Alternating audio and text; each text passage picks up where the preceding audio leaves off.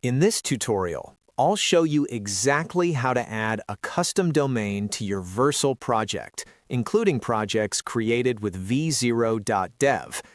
If you've built your site and want to replace the default deployment URL with your own branded domain, this step-by-step guide will walk you through the entire process. Start by opening your browser and navigating to the Vercel website. Log into your account. If you don't have one yet, create an account and complete the registration process. Once you're logged in, you'll land on your Vercel dashboard. This is where all your deployed projects are listed. If you created your site using v0.dev, it will automatically appear here as a deployed project.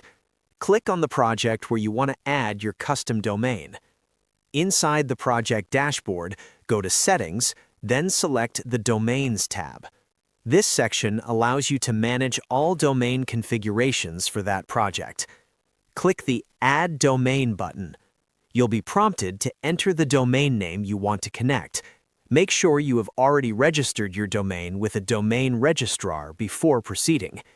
Enter your full domain name, for example, yourdomain.com, and click Add or Continue. After submitting the domain, Vercel will check your DNS configuration. If the domain isn't yet pointed correctly, Vercel will provide the exact DNS records you need to configure.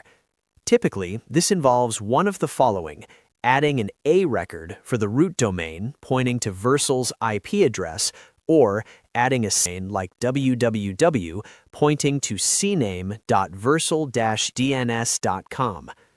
Next, log into your domain registrar and open the DNS management section. Carefully enter the DNS records exactly as provided by Vercel. Accuracy is essential to ensure proper verification and routing. After saving the changes, allow time for DNS propagation. This can take anywhere from a few minutes to several hours, depending on your DNS provider and TTL settings. Return to your Vercel project's domains page and refresh it. Once the DNS records are detected and verified, your domain status will show as active.